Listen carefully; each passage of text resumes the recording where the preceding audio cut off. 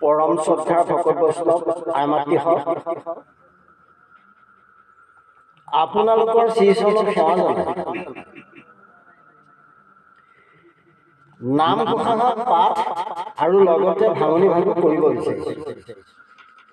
ইয়াত অনেক ভুল ত্ৰুটি হ'ব পাৰে।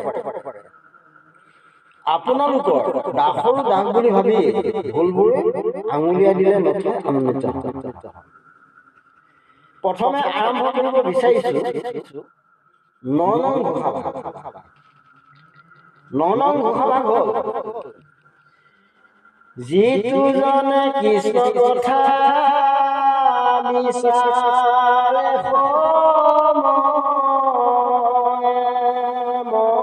মনে ধৈৰ্য ধৰি খনে কথা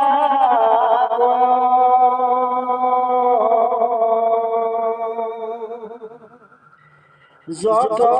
তীৰ্থ স্নান দেৱ প্ৰীতি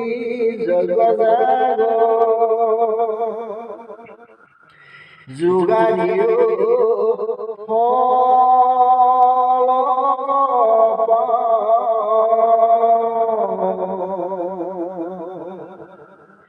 ৰাম যোগাদিও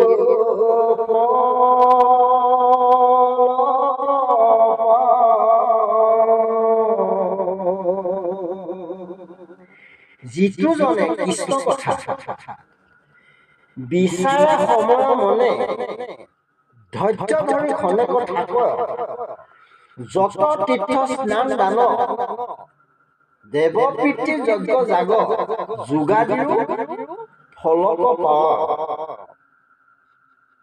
যিজন লোকে কৃষ্ণ কথা মনেৰে বিচাৰি ফুৰে আৰু খন্তে সময় ধৈৰ্য ধৰি শ্ৰৱণ কীৰ্তন কৰে তেওঁ সকলো তীৰ্থ স্নান দান দেৱ কাৰ্য প্ৰীতি কাৰ্য যাৰ যজ্ঞ আৰু যোগাদিৰ ফল লাভ কৰে। এতিয়া আমি ১০ নং ঘোষা ভাগ। ১০ নং ঘোষা ভাগ হ'ল যাৰ পুত্ৰ হবে হয়ত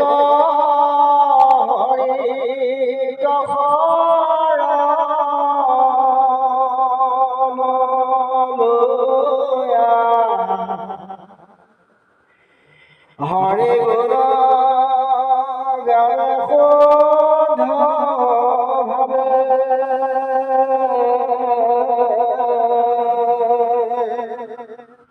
দধি দুগ্ধ গীত মধু নদী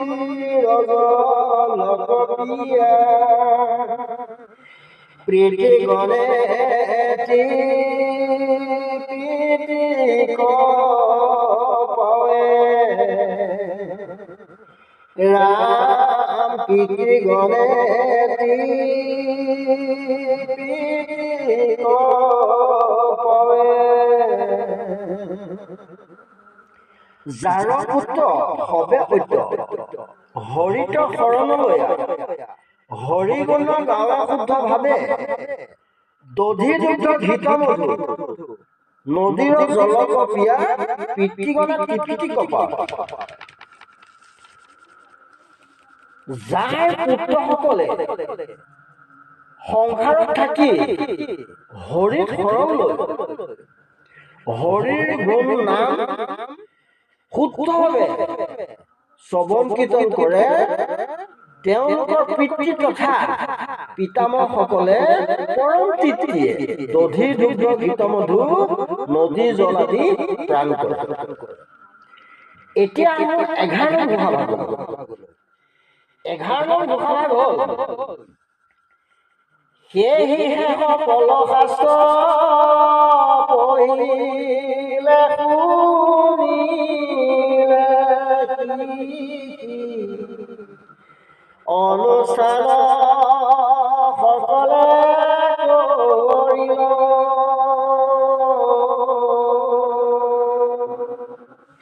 নিৰাশাই ঈশ্বৰ কৃষ্ণ তাহা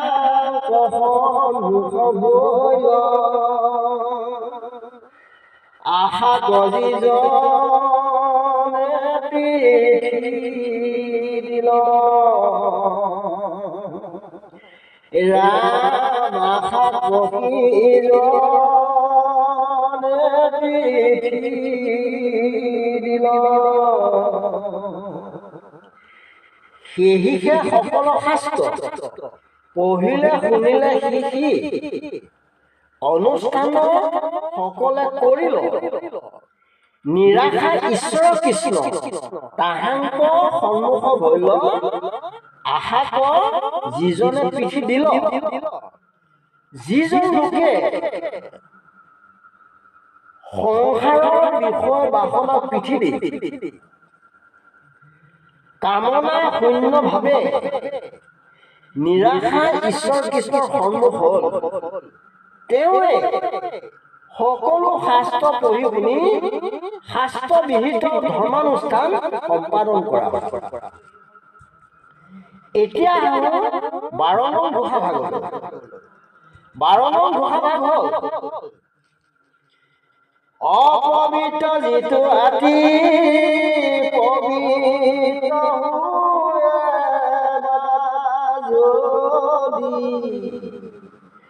সমস্ত বস্তাছে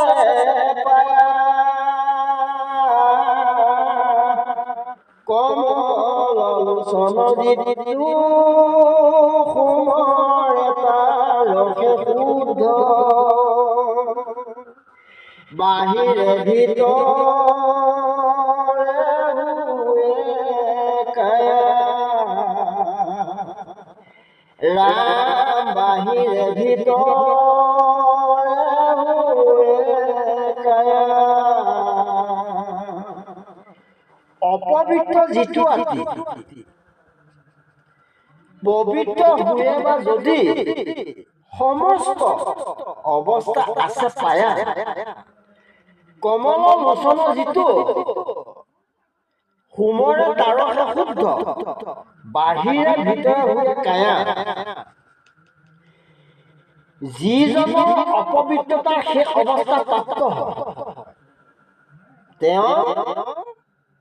পৰম পবিত্ৰ হয় যদিহে হৃদয়ত কমল লোচনক স্মৰণ কৰে অৰ্থাৎ প্ৰভু ভগৱন্ত হৃদয়ত স্মৰণ কৰিলে জীৱ বাহিৰে ভিতৰে শুদ্ধ শেষত ভাগৱতৰ পদ এভাগে সামৰণি মাৰিছে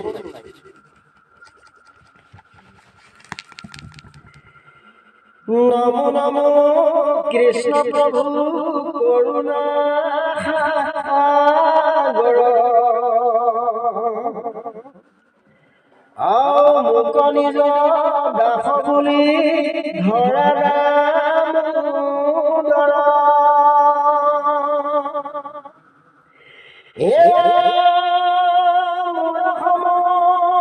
মহাকবি সংসাৰত নাই তুমি সম পাপহৰ কহিতো নপায় এতেকে শৰণালো তৰু চৰণত পতিত পাৱন তুমি কোনো জগতত যেহি লাগে তাকে তুমি পূৰ্ণ কাম সামাজিক লোক ডাকি বোলাৰা ৰাম সামাজিক লোক ডাকি বোলাৰা ৰাম ওম বিষ্ণু